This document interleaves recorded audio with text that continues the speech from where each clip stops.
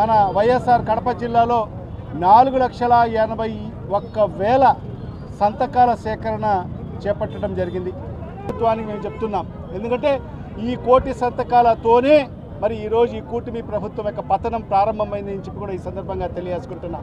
ఎందుకంటే ప్రజలు స్వచ్ఛందంగా మరి ఈరోజు కోటి కాదు కదా, ఇవాళ రాష్ట్ర వ్యాప్తంగా 2 కోట్ల మంది మరి పాల్గొనడం జరిగింది. అంటే దీని అర్థం ఏంటి? 2 కోట్ల మంది మరి ఈరోజు ప్రభుత్వానికి వ్యతిరేకిస్తున్నట్టు కాదా అని చెప్పి ఈ సందర్భంగా నేను అడుగుతున్నాను. మరి అదేవిధంగా ఈరోజు పెద్దలందరూ కూడా అనేక విషయాలు చెప్పారు.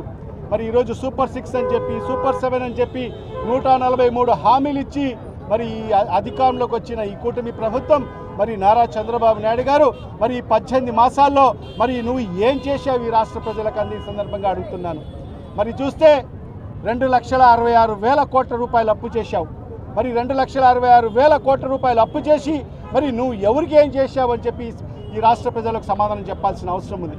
మరి అంటే 2,66,000 కోట్ల రూపాయలు అప్పు చేసి మరి ఒక 5,000 కోట్ల రూపాయలు వెచ్చించి మరి ఈ మెడికల్ కాలేజీలు పూర్తి చేసేదానికి నీకు మనసు రాలేదు. అంటే ప్రజలకు పేద బడుగు బలహీన వర్గాల ప్రజలకు మరి ఉచితంగా వైద్యం అందించాలంటే నీకు మనసు రావడం లేదు. మరి అదేవిధంగా ఈ మెడికల్ కాలేజీలు స్థాపించే దానికోసము మరి ఆ కాలేజీలో పేద బడుగు బలహీన వర్గాలకు సంబంధించిన విద్యార్థులు చదువుకునేదానికి అవకాశం ఇచ్చేదానికి కూడా నీకు మనసు రావడం లేదు. మరి ఇవాళ ఈ రకంగా మరి ఈ ప్రభుత్వం వచ్చిన తర్వాత చేస్తుంది ఏంటంటే ఈ రాష్ట్రాన్ని అమ్మే కార్యక్రమం.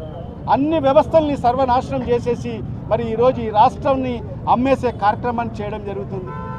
మరి ఈరోజు చూస్తే ఎక్కడ చూసినా కూడా ఎక్కడ దొరకనటువంటి విధంగా మన రాష్ట్రంలో మరి అదేవిధంగా ఆర్థిక రాజధాని అయిన మరి ఏదైతే వైజాగ్లో ₹1 మరి ఈరోజు 1 ఎకరా భూమి దొరికే పరిస్థితి ఉంది. అంటే ఉర్సా లాంటి కంపెనీకి దారదత్తం చేసేదానికి ఈరోజు చంద్రబాబు నాయుడు గారు పూనుకోవడం జరిగింది. మరి ఈరోజు ఈ కాలేజీలు కూడా ఎంత అగ్గో బేరం అంటే ఇప్పుడే చెప్పినట్టుగా 1 ఎకరము ₹100 అమ్మే కార్యక్రమం చేస్తున్నారు 66 ఏళ్లకు.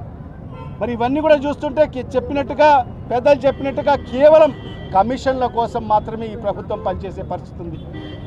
అన్ని వ్యవస్థలు సర్వనాశనం చేసేసి ప్రజలకు ఎలాంటి సంక్షేమం ఇవ్వకోకుండా మరి ఈరోజు రాజధాని అని చెప్పుకుంటూ ఒక మునిగిపోయే రాజధాని మరి ఈరోజు చూస్తే 1,00,000 కోట్ల రూపాయలు దానికి వెచ్చించే కార్యక్రమం జరుగుతుంది. మరి ఈనాడు